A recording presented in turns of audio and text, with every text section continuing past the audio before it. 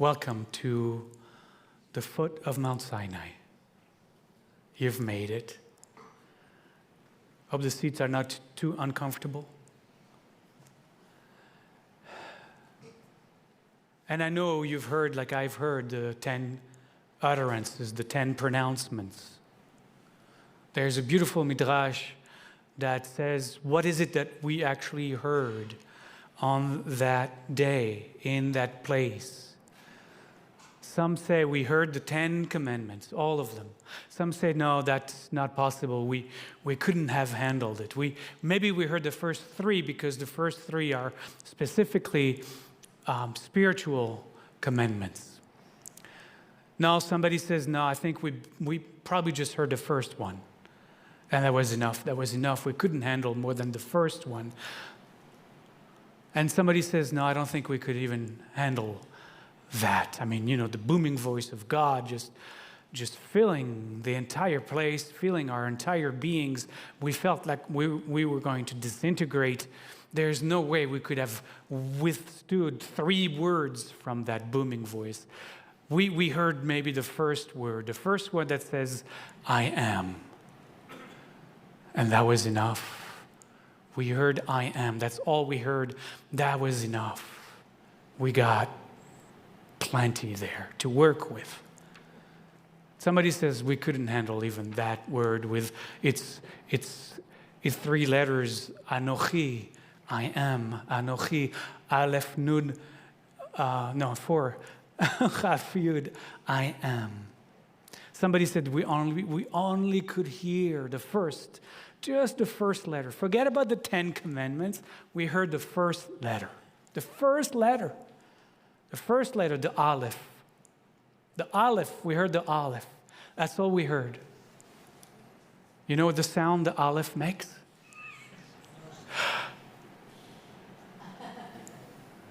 It's a silent letter. That's what we heard. Of course, that's what we heard. All that could be heard had to be heard inside that silence. There was no other way to hear. Now, I know all of you know your 10 commandments by heart. I mean, they've been around for 3,000 years. They are the foundation of Judeo-Christian societies, the 10 commandments. Some of us even spend the 3 hours of the movie. We probably remember that scene more or less, although a lot of things were happening there. Lights, and it was weird, that scene, but okay. So we know the 10 commandments, right? Everybody, who can just tell me the 10 commandments right there, like right now? I mean, come on, this is. No, just like in order. First commandment. All right, first commandment. Everybody knows the first.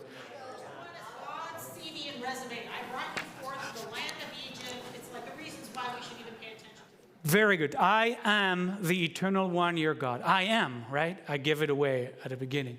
I am. What am I? I am that unfathomable presence that expresses as everything. There is not an atom, a particle in the universe that isn't who I am. I am everything. I am everyone. I am everywhere, and I am every when. I have always been here. There is nothing else but I am. I am, and your I am is my I am. There is no 2 I ams. I am.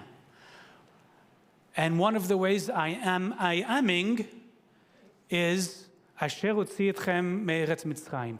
I am that which within you seeks liberation, seeks to free itself from the illusion of ego that doesn't recognize its I am as the divine I am. I am that still small voice in your heart that says there is more to you than what you think you are. You're not who you think you are. Actually, there's less of you than what you think you are. That's an amazing first commandment. I mean, it was worth it for God to appear. God is going to appear once since thousands and thousands of years to give us 10 most important things to give us. That's a very good first one to start with. Okay, so we have the first one. Good for you. We all have the first one. The second one. What? No other gods. You shall have no other gods besides me. Well, yeah. I mean, if you got the first commandment, I am all there is no beside me. There's no side. What is on the side of God? There is no possible anything that can be beside on the side. There's no, God doesn't have a side. It's not like God is here and then somewhere there's something else. There is nothing else. So if you really get the first one, then the second commandment is there is nothing else. You can't have any other God besides me. So don't even try. And by the way, I cannot be represented. Don't try to make me into a statue. Don't try to make me into whatever you think I could be. I am not of your thoughts. I exist prior to any of you trying to represent what that might be. We're going to talk about that tomorrow morning through Maimonides. I am not a thing. So don't make me into a thing. I am not a thing. I am no thing. I am nothing. So you can't try to represent me. As soon as you try to externalize me into a thing, you've lost me. I am no human being. I am nothing and no one and everything and everyone. All right, good. So we have two. What's the third? Thou shalt not take my name in vain. But what's my name? I am. And it's actually more precise to say, you cannot say I am without consequences. Every time you're going to say something after I am, there are going to be consequences. I am this and I am that. As soon as you're this or that, you forget who you are. Do you understand that? As soon as you say I am this or that, you forget who you truly are. Because then you identify with this or with that. So there are consequences of putting anything after I am. So do not pronounce that name in vain, because it's gonna lead you astray. That's why the first three are the most spiritual commandments there can be. Pronouncement, I don't like commandments. The most powerful spiritual utterances there can ever be. All right, number 4. We're doing good. I hope at home you're taking notes, because there'll be a test next Shabbat to make sure everybody got it. 4th. What? No, close. Sabbath, you shall keep the Shabbat. It's also very spiritual, right? Dedicate 1/7 of your time to spiritual practices. 1/7 of your week. I have said before, 1/7 of your day. So if you're awake, let's say you sleep 8 hours, you still have 24 minus 8, so that's about 16. Roughly 1/7 of 16 is 2 hours. So 2 hours a day, you should engage in something spiritual. Meditation maybe for an hour, some spiritual reading, whatever you do that is spiritual, gardening, whatever is spiritual to you, dedicate 2 hours a day, 1 day a week to your spirituality. It is a sacred day. Every time you can remember that you are a sacred manifestation of the Most Holy, you'll keep plugging in to your true self. All right, 5th one, I heard it earlier. Honor your father and mother. Honor your father and mother. Very good. Honor your ancestry. Know where you come from.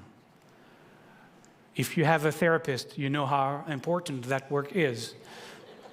The first 5, 6, 10 years of therapy is honor your father and mother.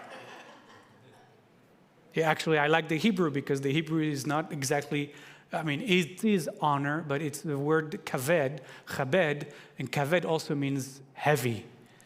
Heavy are your father and mother. Ask your therapist, he'll tell you why. All right, 6. Somebody remembers the last therapy session they just had. 6. No, not no killing. That's good, but it's not murder. Very different. You shall not murder. Very different than you shall not kill. It's a mistranslation. You shall not murder. All right, 7. You, what? Oh, you're too early. No, that's too early.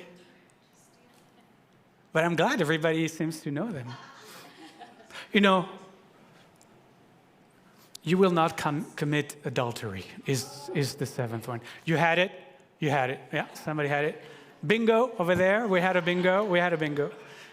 All right, not murder. 7, no adultery. 8, the one that everybody follows, like that's the universal. Everybody follows that one. You shall not steal. Yeah, I was lying. Nobody follows that one. I mean, it's been 3,000 years that we heard, do not steal, and yet we're still wondering how to do that. Seems very simple. But you understand that you will not murder, you will not commit adultery, you do not steal. This is all a consequence of the first one. If I am everything and everyone all the time, then who are you murdering? Who are you stealing from? Who are you committing adultery with? I am. All right. Where were we? Oh, 9. You had it. Somebody had it earlier. No. That's the last one. But you shall not bear false witness. You shall not bear false witness. We'll get back to that one as well. And then the last one, do not covet. Do not covet what your neighbor has. Do not covet his wife. Do not covet his children. Do not covet his life. Do not covet his talent. Do not covet. Don't be jealous. Come on. What is this thing about jealousy, friends? All right, so we did okay. I mean, it took a whole community to find 10 commandments, but at home, I'm sure you cheated because you have the internet. No, I'm kidding. I'm sure you did great. Everybody did fabulous at home. So, we should have it somewhere. We should remember and kind of practice those. Because I think, if God showed up 3,000 years ago to give us the 10 most important spiritual things to follow, maybe we should make a special effort. I like a rabbinic commentator. His name is Kli Yakar. And he teaches that the commandments were, according to Cecil B. DeMille, they were inscribed on 2 tablets. Actually, he was right about that. The first 5 and then the second 5 on 2 different tablets of stone. And this teacher, it's a very famous teaching actually, explained that the reason it's like that is because those 10 parallel each other. The first 5 parallel the second 5. So let's see. So the first commandment, I am, parallels don't murder. Again, I was kind of sharing that earlier. It makes sense, right? If I am every I am that ever is I aming on this planet, and if you really understand that there are no separation between you and anybody, but that everybody is an expression of the most sacred and the most holy, it's not a you shall not murder, because the Hebrew is not necessarily a shall. It can be just a will, just a future tense. If you understand number 1, then you will not murder. You won't. The only reason you may murder somebody is because you completely missed the point. You completely misunderstood the whole Jewish tradition, spiritual Jewish tradition altogether. So I am every life form. I have all that exists. So you won't murder. If you really get that, there's no murdering anyone. And then the second one, you have no other gods besides me, obviously, is paired to do not commit adultery. Why? Because adultery is understood in our tradition, in Torah, actually, in Torah itself, as idolatry. Idolatry is adultery, it's the same. And one of the reasons for that is that we understand ourselves as married to the divine, right? The tribe of Israel is married to God in the moment of the Sinai moment, in the moment of Matan Torah, of the giving of Torah at Sinai. And the Torah is seen as our ketubah, of marriage license. The Torah is our marriage license with God. All right, so there is the sense of there's a real sacred relationship that Israel has with God, the same way that, in two people have in a covenant of marriage. And so adultery is idolatry, as our rabbis understand it. Now the third one, you cannot speak my name without consequences, is paired with do not steal. You will not steal. Using the name of God in vain is stealing the name of God. That's how the rabbis understand that to be, this rabbi in particular. Right? You steal an identity. You pretend that you are the owner of I am. You steal it. You steal God's identity. And we do that all the time. We pretend we're God. We want to control everything and everyone. We want to lord it over everybody all the time, right? I mean, look at the history of the world and all the great conquerors, right? This is kind of almost like a pathology in human consciousness that we want to be like God. And so we are stealing the name of God in this kind of ways, in our behaviors, in the way we are in the world. 4 is paired to number 9. Remember the Sabbath and don't bear false witness. That's a little bit like more of a head scratcher, right? Keep the Shabbat, don't bear false witness. So this beautiful rabbi who explains, obviously, his drash on this, says that to observe the Shabbat is sacred because it is bearing witness to the spiritual dimension of reality, right? I mentioned that earlier. That's what Shabbat is for. It bears witness to the sacred dimension of ourselves, of this world, of reality with a capital R, right? So in keeping Shabbat, we affirm that the material world is an embodiment of the divine spirit manifesting through and through. The chair you're sitting on, the air you're breathing, all of it, right? But it takes us to get into Shabbat consciousness to be able to bear witness to the presence of the One, moment to moment. So we bear witness, and if we bear false witness, then we deny the presence of God, of the One, in us and in everything. It's a beautiful drash. It's really gorgeous. It's almost like poetry, I found. The last one, honor your father and mother, paired with don't be jealous of what the property of others. So there is multiple dimension in this one, which I actually also loved, because your father and mother are the channels through which the divine becomes you.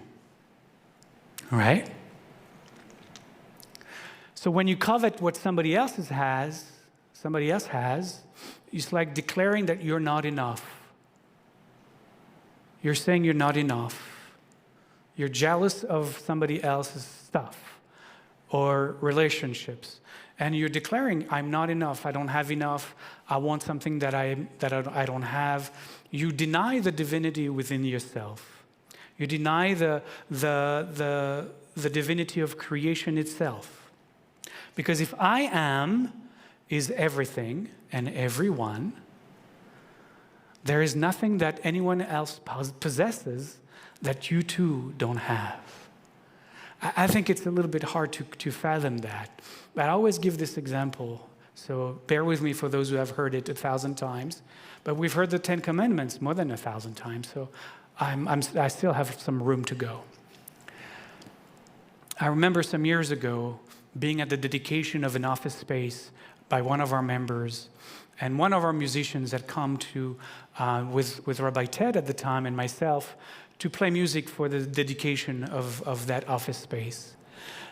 And Stephen Merritt was our guitarist at the time, and he started playing guitar as beautifully as anyone who's ever heard him know he can play. And it was just stunning what he was able to do in that space on the spot. It was really what musicians are able to do, that I'm just like in awe of it. And I remember sitting across the room and thinking to myself, I wish I could play like that. I wish I could play like that. Now I remember the joke that, God then comes and said, well, practice. I'll help you, but practice. But that's not where I was at the time. I was very jealous of my friend Stephen and his ability to play guitar. And then, in that moment of reflecting on my jealousy, I remember the still small voice within telling me, but you are. I am playing guitar that well. I'm just doing it over there. In this body, I'm doing something else over here. But over there, I am playing guitar that well. Over there, I am playing the piano that amazingly. Over here, I am singing all these beautiful songs with these amazing voices. I don't have to be jealous. I'm just appearing over there, and I'm appearing over here, and I was appearing as Stephen playing guitar. It was I am right there. So there is, if you really understand that, there is nothing that anyone has that you should be jealous of, because I am it all. And so the teaching is own your own piece of land, own your own self, your own gifts. That's what we're called to do. There is nothing to be jealous of. Everybody has something to offer. Small, big, doesn't matter. Everybody has something to offer. Good. Now, one last thing before we move on. I'm just checking on the time, how we're doing. We're way behind. Perfect. Now I got 3 more minutes. I'm keeping these commandments, however beautiful they are. You have to understand that once you get the commandments, then you get the rabbis. And the rabbis are going to, check it out. Right? So one might even say those commandments, some of them are really not set in stone. Well, they are, but you could make the argument that they're not. Because what the rabbis do is that they take each of them and they go, okay, in the most extreme examples, do they stand? And if not, then how do we modify them a little bit? So I'm going to give you a few examples. And I'm going to use the rabbinic notion of pikuach nefesh. Pikuach nefesh is the notion of saving life, saving souls. And it's one of the greatest mitzvot, one of the greatest commandments, one of the greatest practices in our tradition, to save life. So if that's one of the greatest and most important path of our spiritual journey, then the rabbis are going to go and say, okay, so you shall keep the Shabbat. And the rabbis make all kinds of fences around that. All the things that you cannot do on Shabbat. There is a bazillion things you can't do on Shabbat. There's a lot of things you can, but there's a lot of things you can't do on Shabbat. You cannot turn on the electricity because it's akin to kindling fire, which is not allowed on Shabbat. As I grew up as an Orthodox person, for example, as an Orthodox practitioner, on Friday afternoon, I would take out the light bulb inside the fridge so that I could open the door, because then there would be no light kindled inside the fridge. It drove my parents nuts. I love that.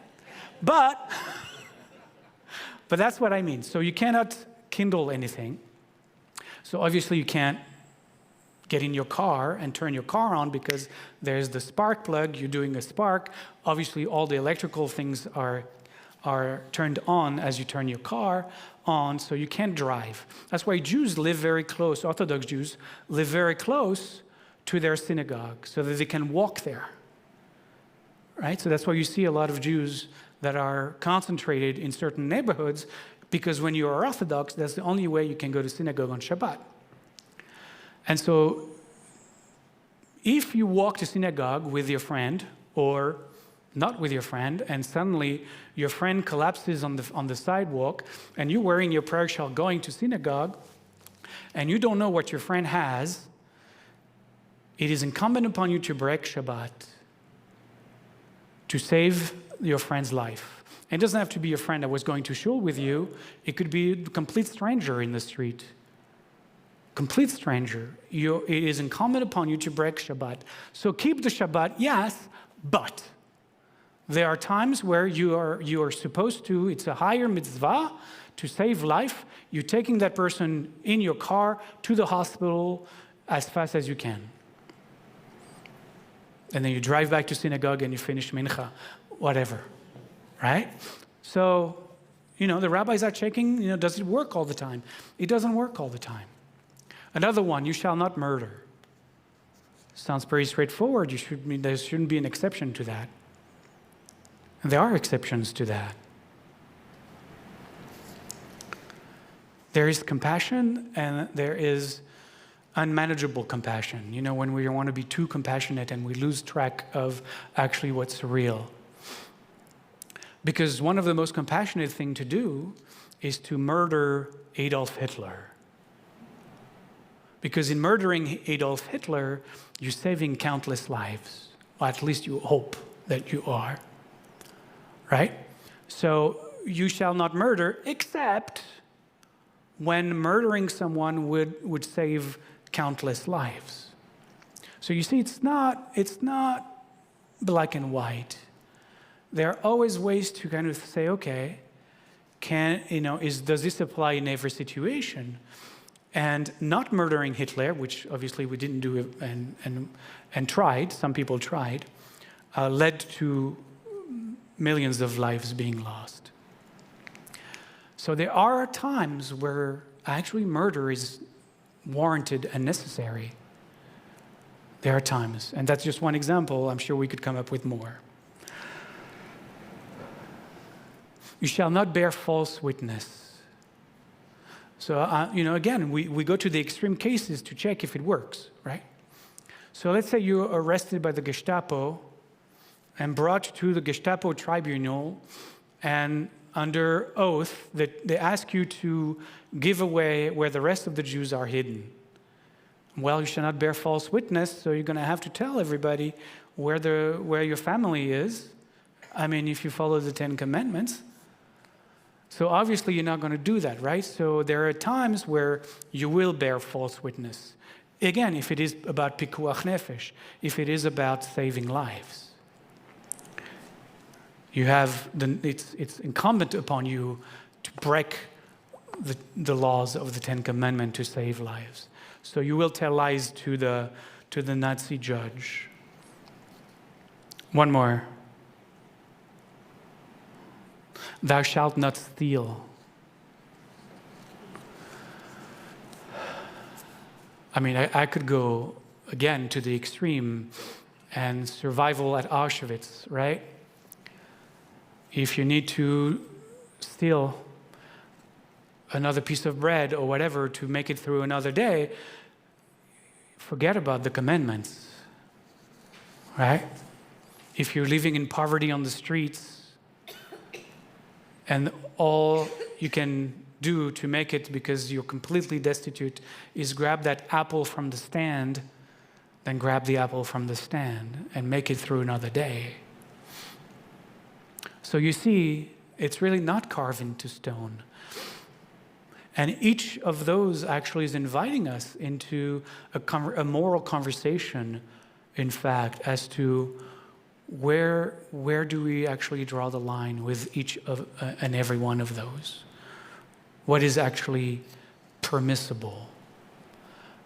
What is actually not realistic to have such literal translation of those commandments?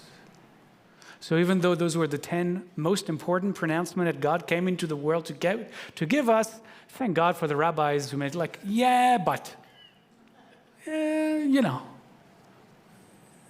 we have to see about that. But what I love, which will happen next week, so we're going to miss it, is that even at Sinai, even at Sinai, after we received those commandments, the Israelites came to Moses and said, Na'aseh v'nishma. Look,